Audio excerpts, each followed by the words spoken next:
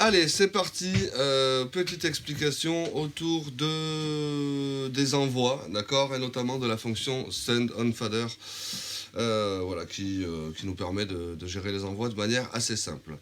Donc, je vais le répéter plusieurs fois, mais il y a vraiment une méthodologie à retenir pour envoyer quelque chose quelque part, pour envoyer un signal vers une destination.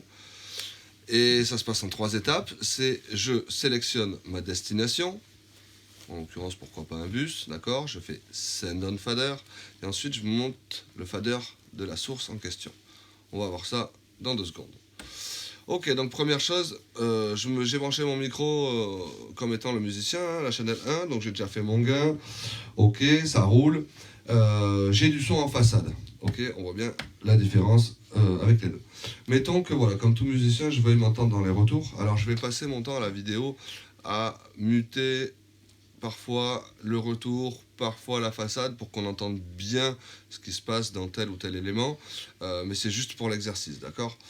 Donc là, je mute la façade, pourquoi? Pour que je puisse voir à quel moment je sors dans le retour.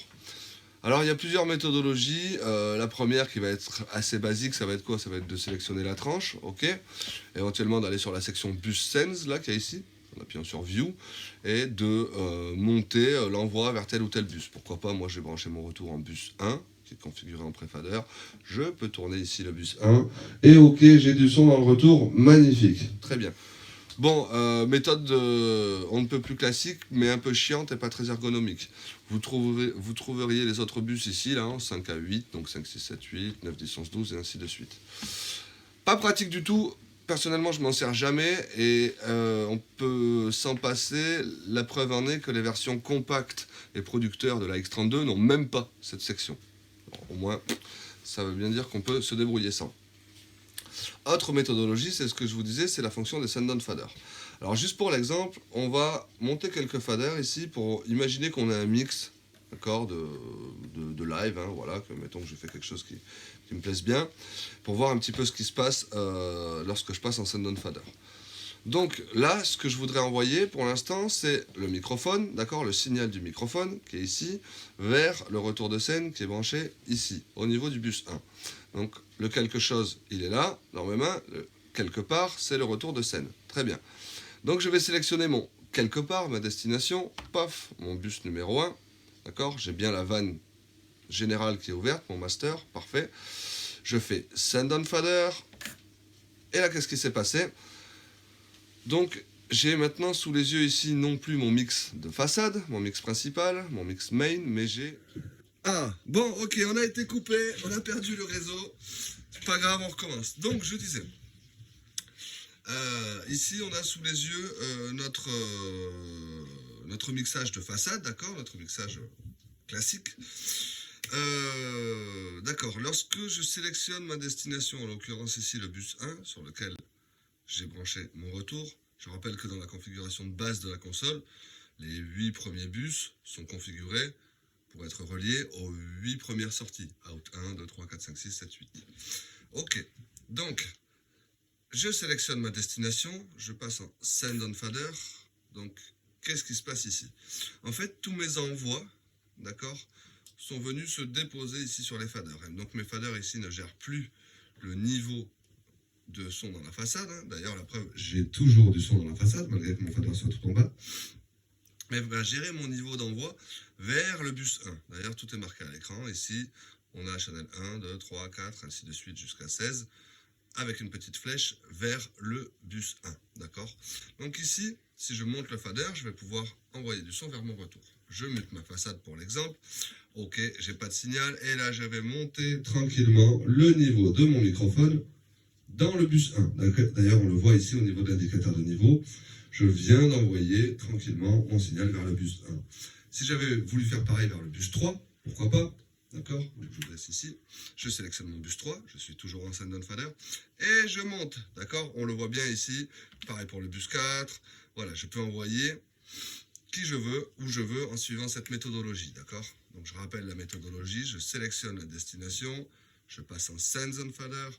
Et je monte le fader de la source. Attention à ne pas faire sélection de la destination, send on fader, sélection de la source. La sélection suivie d'une sélection, cette console ne comprend pas. D'accord? Elle ne retiendra que la dernière chose que vous avez sélectionnée. Et, on va le voir juste après, si je sélectionne une source, les send-on faders s'inversent.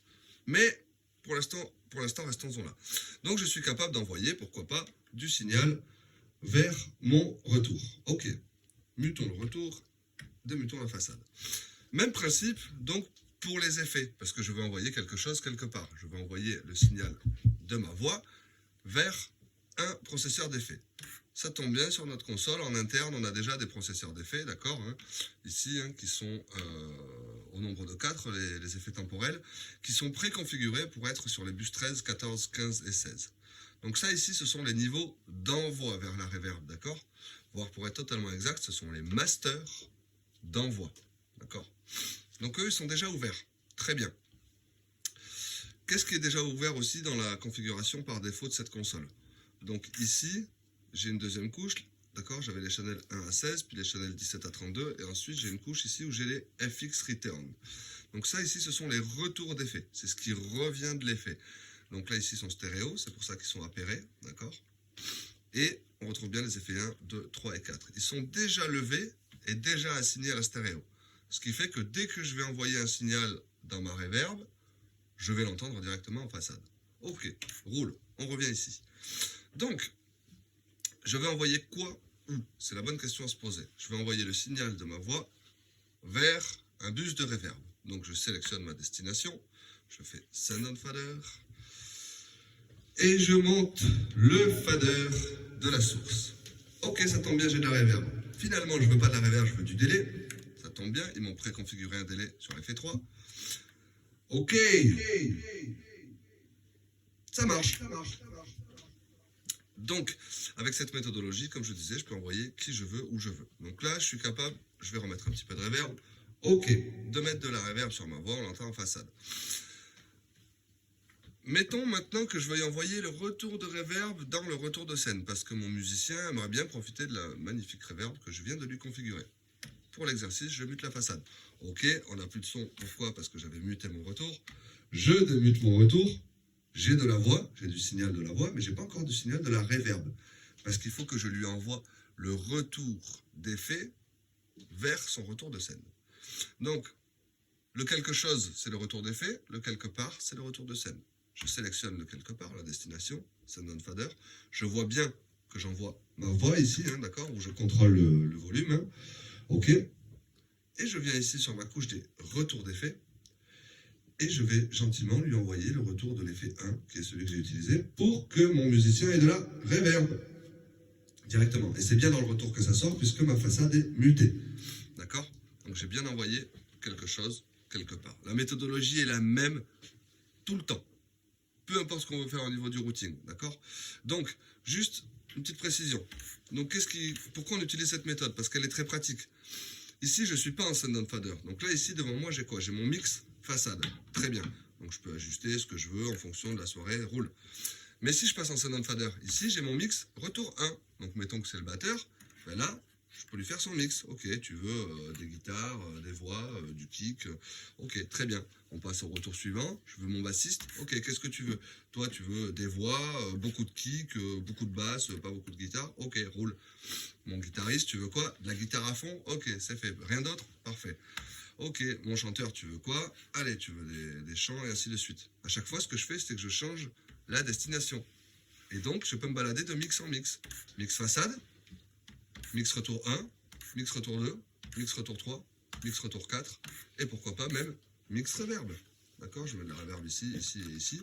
Très bien, j'ai mon mix reverb. Tiens, je vais mettre un peu de délai là parce que ça me plaît. Et j'ai tout sous les yeux à chaque fois. D'accord? Donc je retrouve bien toutes mes configurations de mixage. Allez, un petit aparté juste pour être complet sur cette notion de Send on Fader. Si jamais vous décidez d'utiliser l'autre fonction de Send on Fader, d'accord, c'est-à-dire la façon, une autre méthode pour envoyer, il faut bien la comprendre, d'accord. Là, pour l'instant, on a sélectionné la destination et on a mis Send on Fader et enlevé le fader des sources. Donc, on pouvait envoyer n'importe quelle source vers une destination. Très bien, mais je peux faire l'inverse, c'est-à-dire que je peux sélectionner une source et dans ces cas-là, donc là, je repasse à mon mix façade, Il faut toujours regarder ce qui est marqué à l'écran, hein, d'accord? Mais je peux envoyer une seule source vers plusieurs destinations. D'accord? Channel 1 vers bus 1, vers bus 2, vers bus 3, vers bus 4, bus 5, et ainsi de suite. Alors, juste une seconde, je mute mon retour. Je démute ma façade pour l'exemple. Donc là, ça veut dire quoi? Ça veut dire qu'ici, j'ai mon niveau d'envoi de cette tranche dans chacun des bus. Si maintenant, je veux envoyer... Donc, on va également muter ça là parce que c'est pas très agréable pour la vidéo. On voit bien que mon signal de la tranche 1 part dans le retour 1, mais il peut partir dans le retour 2, dans le retour 3, dans le retour 4, dans le retour 5, et ainsi de suite. D'accord, là j'ai rien de branché, mais j'envoie la même source vers plusieurs destinations. Là où tout à l'heure, j'envoyais plusieurs sources vers la même destination. Ok, exemple d'utilité, je sais pas moi, il y a 5 musiciens qui me disent en même temps qu'ils voudraient tous plus de voix. Pof. Là, je viens de leur monter la voix dans 5 circuits différents.